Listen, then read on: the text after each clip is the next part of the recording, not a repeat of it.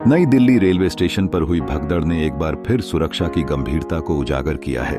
भीड़ भाड़ वाले स्थलों पर अपघटन की संभावना हमेशा रहती है और जब 18 लोगों की जान चली गई और 50 से अधिक घायल हुए तो यह सवाल उठता है कि क्या सुरक्षा इंतजाम सटीक थे।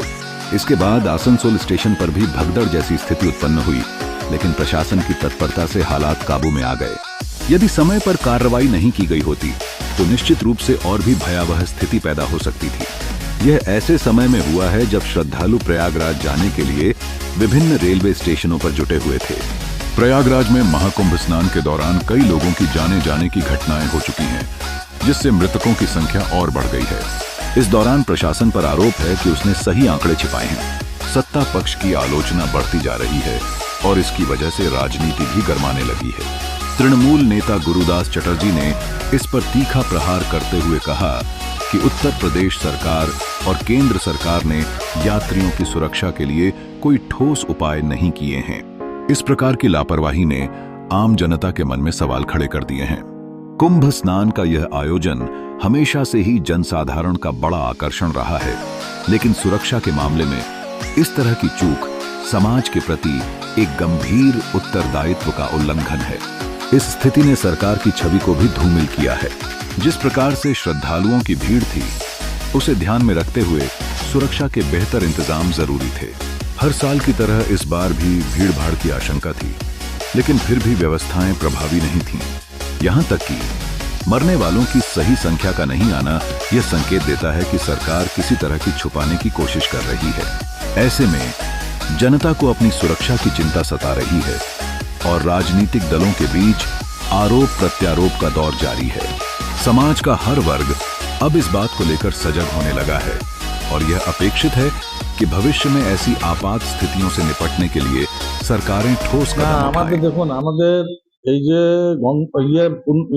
কুম্ভ চলছে, এত বেশি অ্যাডভার্টাইজমেন্ট করে দিয়েছে যে মানুষ কাতারে কাতারে যাচ্ছেন পুণ্য স্নান করতে, কিন্তু ব্যবস্থাপনা খুব খারাপ। রোজ গাড়িতে এক একটা ফ্যামিলি শেষ হয়ে যাচ্ছে। এটা বলতে পারেন কিছুটা হুজুকে বৈরাগী যাকে বলে, হুজুক উঠেছে ভাই চলো একবার করে আসি, কিন্তু আমরা দেখতে পাচ্ছি যে মানে প্রচুর লোক এতে মারা যাচ্ছে। দিল্লিতেই কালকেই ধরুন 30 জন বলছে, কতজন যে মরেছে তার ঠিক নেই। আগের দিন 3000-এরও বেশি লোক মরেছে, কিন্তু এই মরছে যারা তাদের ছুপানো হচ্ছে আর 10 লাখ টাকা করে দিয়ে দেওয়া হচ্ছে। একটা মানুষের 10 লাখ টাকা কি প্রয়োজন আছে? মানুষগুলোকে যদি সুষ্ঠুভাবে নিয়ে যেত তাহলে কুম্ভ স্নান করে তারা বাড়ি ফিরতেন, তাহলে আমরা অনেক এই গভর্নমেন্টের কাছে কৃতজ্ঞ থাকতাম।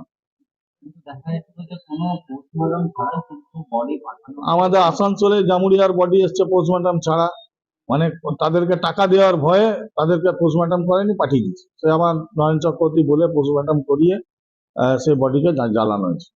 तृणमूल कांग्रेस की ओर से उठाए गए प्रश्नों के जवाब में भाजपा नेत्री अग्निमित्रा पाल ने एक सख्त और स्पष्ट प्रतिक्रिया दी है।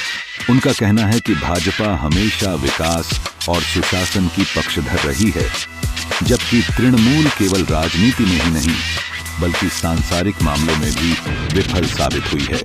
अग्निमित्रा ने यह भी कहा कि तृणमूल के नेता विकास के नाम पर केवल वादे करते हैं, जबकि उनका वास्तविक उद्देश्य सिर्फ सत्ता भोगना है।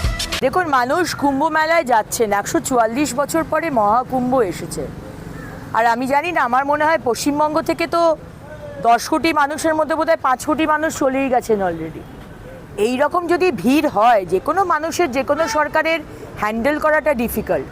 আমাদের সরকারেরই দেখুন না, আমাদের সরকার 30 লক্ষ গঙ্গাসাগরের মেলায় গেছে, সেখানেই আজকে বিভিন্ন রকমের ইরেগুলারিটি, আরএল স্যালাইন ইউজ করা, মানুষ পরিষেবা পাচ্ছে না, এরকম বহু ধরনের কমপ্লেন এসেছিল। আর এখানে তো 50 কোটি মানুষের কথা বলা হচ্ছে। সুতরাং রেলওয়ের তরফ থেকে অ্যাবসলিউটলি দেখছে, we are extremely sensitive about this issue. মানুষের যেন কোনো কষ্ট না হয়। আর যদি মাননীয় অশ্বিনী বৈষ্ণবজি, আমাদের সম্মানীয় রেলমন্ত্রী, যদি নাই ভাবতেন তাহলে কি এক্সট্রা ট্রেন দিতেন? এক্সট্রা ট্রেন তো দেওয়া হয়েছে শুধু কুম্ভ মেলা যাওয়ার জন্য, যাতে মানুষের অসুবিধে না হয়। মানুষ টিকিট পাচ্ছে না, গাড়িতে করে যাচ্ছে, কিলোমিটারের পর কিলোমিটার জ্যাম রয়েছে, কষ্ট হচ্ছে মানুষের।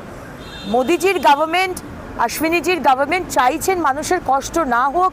26 তারিখ অবধি আপনারা সবাই যান, কিন্তু একটু সাবধানে। রেসপন্সিবিলিটি দুদিক থেকেই আসতে হবে। রেলওয়েকে যেরকম রেসপন্সিবিলিটি দেখাতে হবে, আপনাকেও কিন্তু রেসপন্সিবিলিটি দেখাতে হবে। একা একতরফা এরকম হতে পারে না। তাই মানুষকে বলবো, মানে আগ্রহ করবো যে আপনারা একটু সাবধানে চলাফेरा করুন।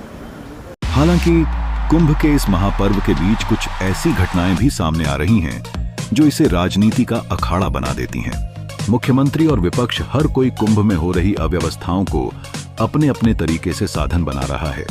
कहीं ना कहीं यह राजनीतिक गलियारे में कुंभ के महत्व पर सवाल खड़ा करता है।